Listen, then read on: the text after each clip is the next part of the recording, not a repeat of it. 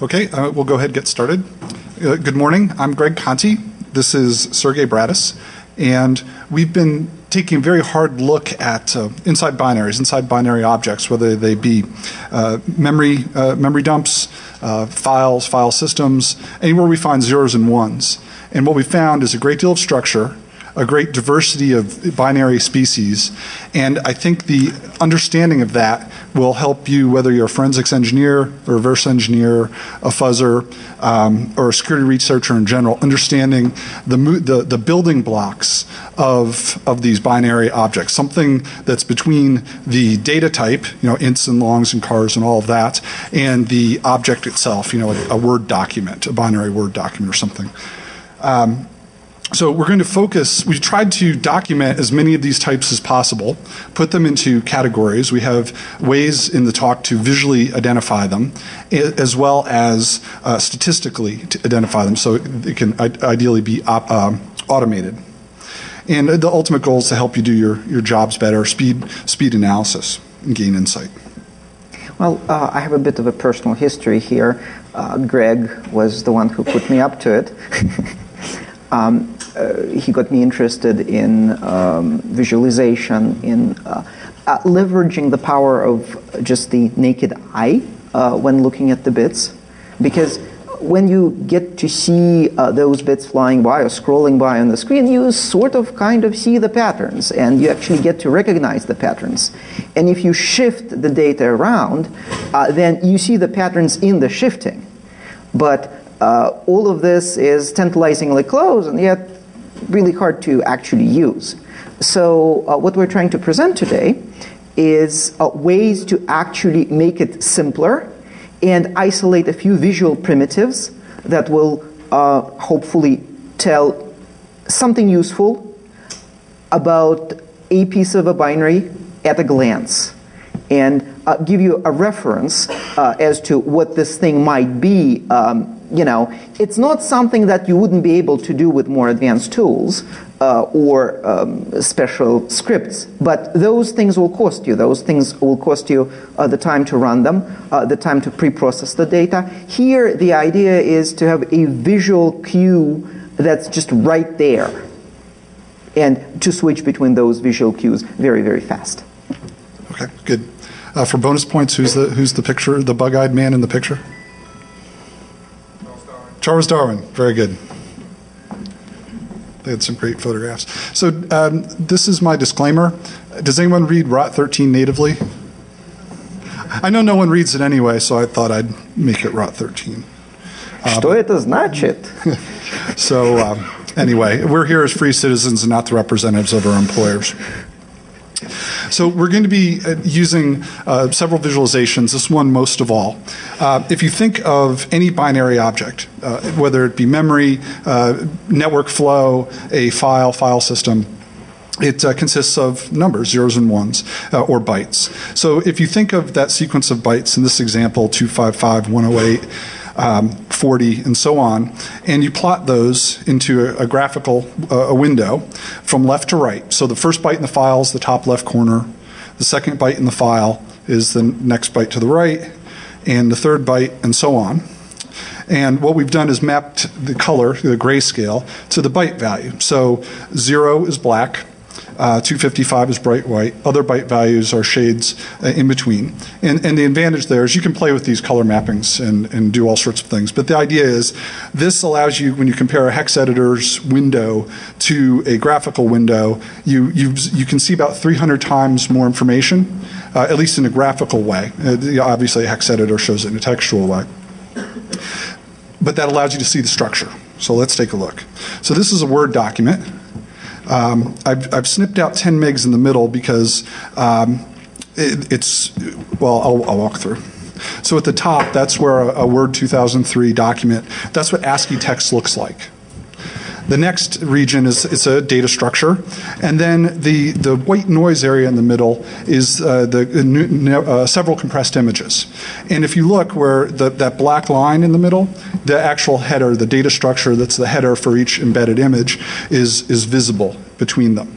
And then at the end, you see other structure. And for example, there's a table of Unicode URLs that are in the document and other data structures in there.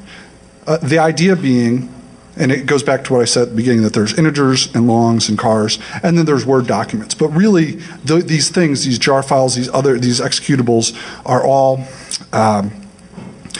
built upon these primitive fragments, these primitive types. That's what we're calling them. Things that are bigger than the basic programming data type, but smaller than, say, a container object.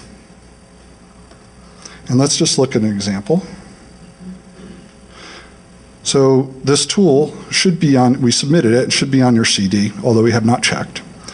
And it allows you to load the file and bring it up. So here, this is shell 32 DLL, and you can adjust the width as you see fit, and it'll resize it. So you can get to like an offset that makes, or a window size that makes sense, like the different data structures in there. And then you can play through it and see the various structures. At this point in the talk, don't worry about what these structures are. We're going to go through that. But the idea being just that there are numerous structures inside a file, and it's good to know what they are and know what they look like and so on. And then you can scroll through and so on. So anyway, yes, Sergey. So if I may jump in at this point. It's really interesting how the structure of binary files is being completely ignored everywhere you go to get an undergraduate CS education. So how many different sections do you expect to find in your typical Unix utility? Like 1, 2, 3, 4, 5. You mean ELF file? Right? ELF? Yeah. Let's say ELF, right? I'm number 4. 32. Thank you. 32. These are 32. So obviously there is text and data and some sort of a header, right? So you can find 4 quite easily. But in fact, if you look from section to section, if you look at the section table, in a modern 32-bit, 64-bit machine, you will find about 32 sections in there. Some of those are symbol tables. The dynamic symbol tables account for at least 10 of those sections, all the sections that work together to give the dynamic linker that which it uses to link in the libraries. The symbol table, the string table, so some of the ASCII that you see as you scroll in there, and as you will see with the binviz tool. Then possibly even a hash table for lookups. But there are 32 different kinds of data that are different enough semantically that they have an entry into that table for their own. Just think about that, right? They are, well, some of them are code. Some of them are code that only works with this little bit of data, like the procedure linkage table that works with the global offset table. And the dynamic linker stitches this up when called. But there is a lot of diversity, even within a single executable file. There will be even more in the memory image when that file is loaded and executing. So, and just have some other examples. This is a jar file. And again, don't worry about what the structures are. Just note that there are different ones. This is an executable, what Sergey was just discussing. And we can actually see some of those sections right here. So this is the ELF header. What comes next is the section table. It's right there in, and it's well, it's offsets into the file, packed close together. Then you will see code, and you will see data, and hopefully, most of this is code.